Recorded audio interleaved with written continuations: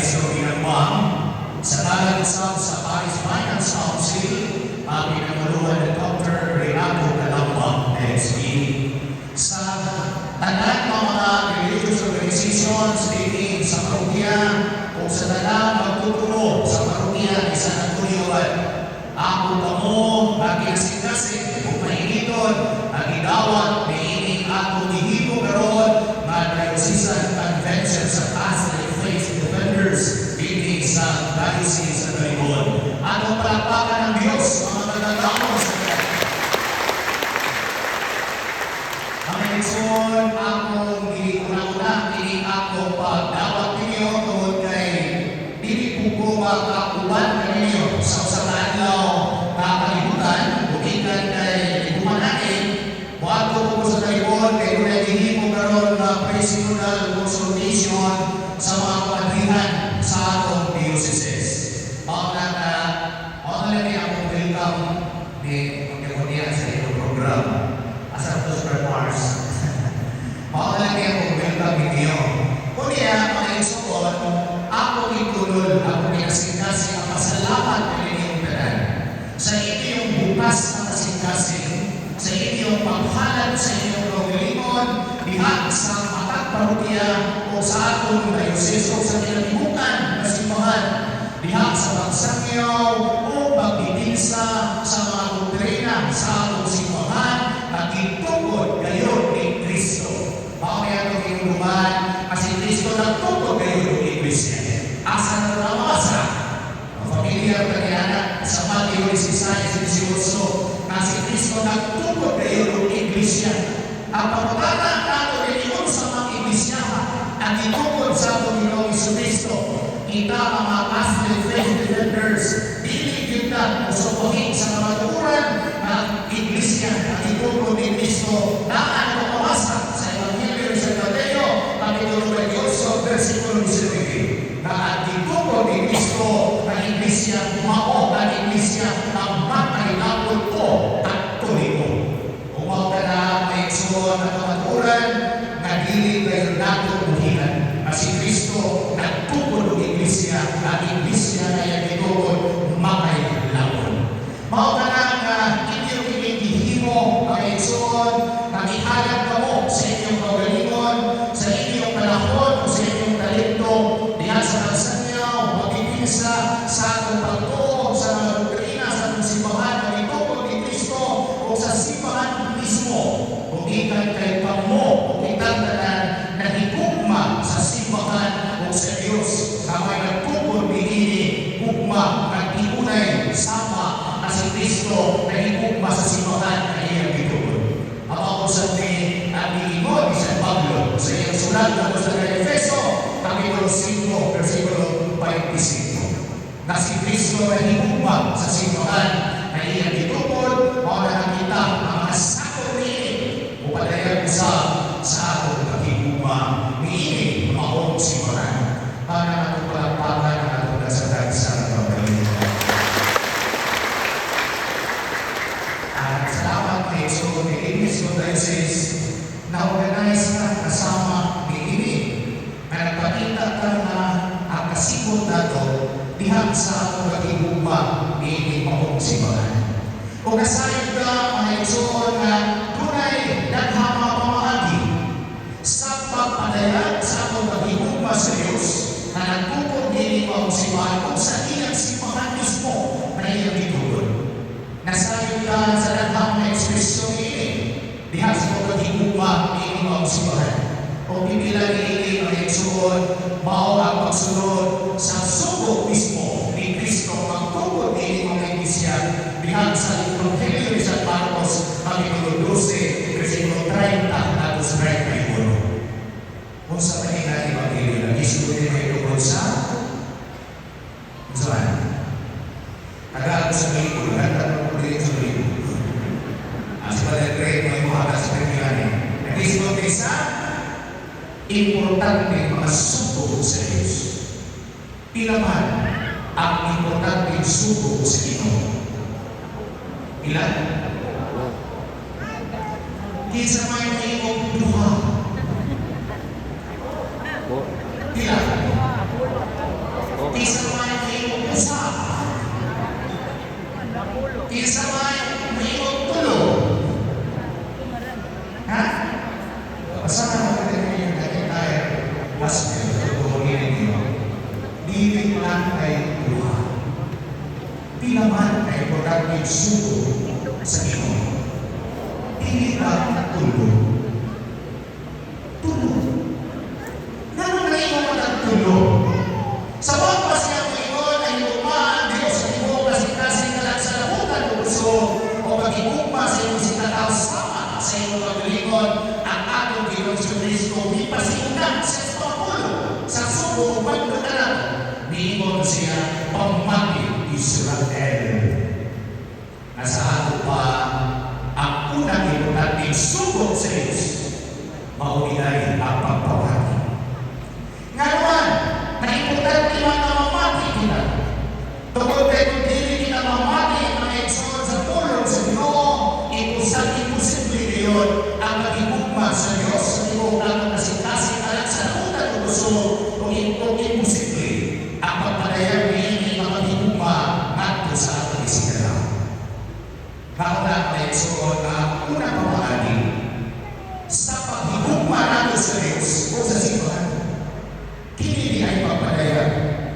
Kini pagpaminaw, pagpadayag sa hugma sa Diyos at sa ating isikataw.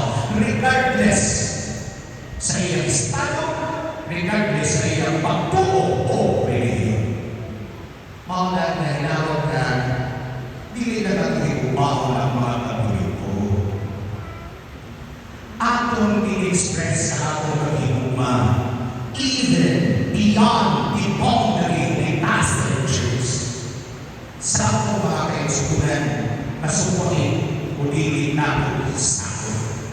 Tungkol kay kung katoliko lamang ang atong higugmaon ang mga Luzon, misukuhin kita sa natura sa simbahan na ituturo ni Kristo mga ang pagkakatoliko o inclusive.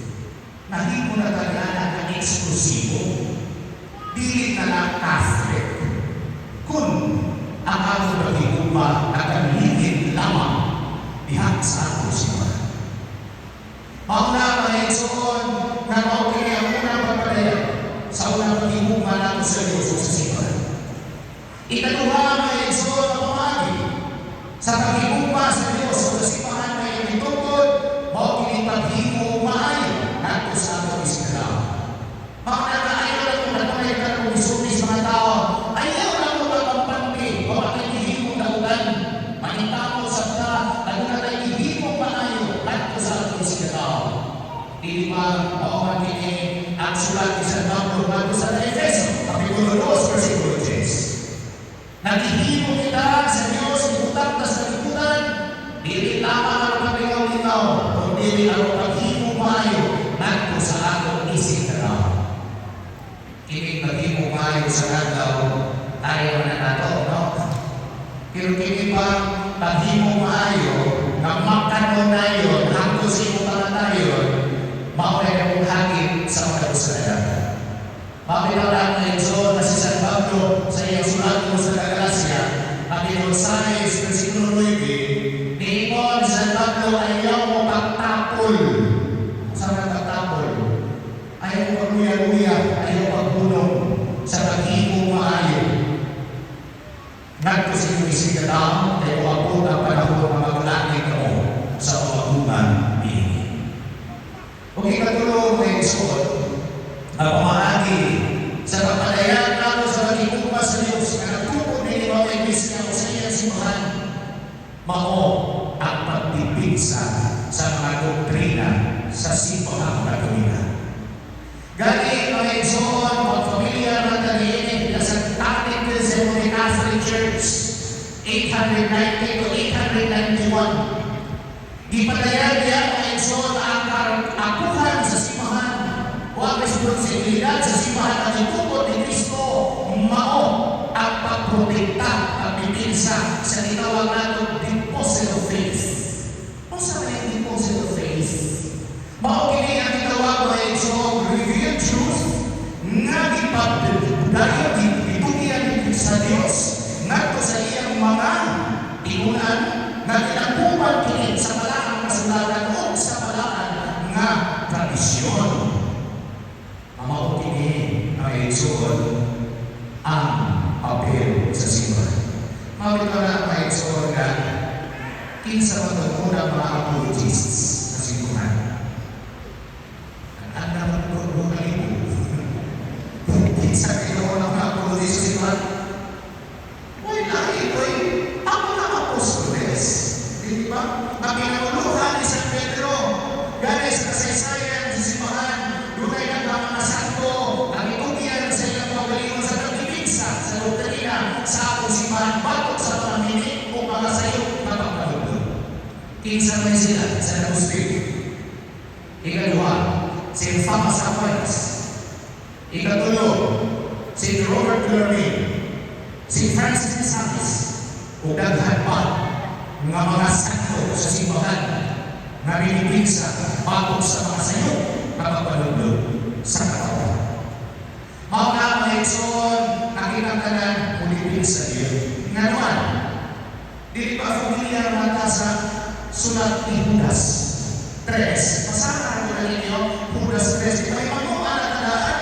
Ang kinahanglan nila ulipinsa ay kung may mga mga tao na mutugis, mahitungkod sa tinudan sa Kristo Jesus. Dili madaghan ang iyong mga tao mutugis sa mga tuguran na ato binugan. Mauna na o dili na aktibo, nalipid ka magana. Matubas ang pastor na convert na sa mga Katoliko. Usa sila pamahagi na makita nila ang kining Katolikuhan ni Kusnik. Minus ni, wag ni magtuon. Kung musuroy sila sa matabayan, ang mga nilang pangutana ngayon. Kinsa may magal sa inyong kurang magugo. Ngayon na yung mga tao, ay. Kaya mo na makasok pili. At akimo na kundi sa mga kapitulo o mga versikulo, pwede ni huwag kalimutan isa dahil sa ilang, sa kanan, sa kurang paroko. Makulong ka na yung pinag-basic, no? Mauna na, kung dili kong kanila sa kurang paroko, mabantay mo na dali na kaaso mo, ilawon sa lugas, sa usang narihan, magipatag sa mga pastor, ano ba mo, mahitibok sa ilang linya. Mauna na yung na si San Pedro, pagkikita mo na rin iyon mo ni San Pedro kayo sa iyo unang sulat, Kapitulo 3, versikulo 15-16. Nakawag ni San Pedro na iyon siya na tinahanglang anda mo sa pagtubag sa mga tao na gusto na isayan sa tinudan sa tumaglaw o sa tinudan sa tumaglaw. Mauna na, hindi ko ta andam sa pagsilan. Mauna na mapalitsilis sila ni Buddha. Mauna kasalaman ninyo mga CFDs ay naamong andam, magutubag, ulibigsa sa mga atake sa atong mga impensyon. Pero si San Pedro, na iyang isumpay, dili lang ay andam na magutubag sa mga gusto kalisanyo sa liudan sa paglaw. Niingon San Pedro, buhata kini sa kalupok o sa pagtao. Grabe na niya ngayon. Sa English pa na, gentleness and reverence. Mauna na mga CFDs pinilihin, manipang ka kagili ka mata sa estrategiya sa mga pastor sa langit magtulog. Grabe na sila makiusundo na to, no? Grabe na sila makapasakit ng mga pulong. Namura ba o wadan ka o komisyon na hindi ng mga rason? O nakakita mga Catholic defenders, manipamo ka, hindi ka mo sanay sa ilang mga estrategiya. Actually, avoid pinitawag na to hurting and insulting words. Bato kanila. Kaya kung insulto ko ka, masakit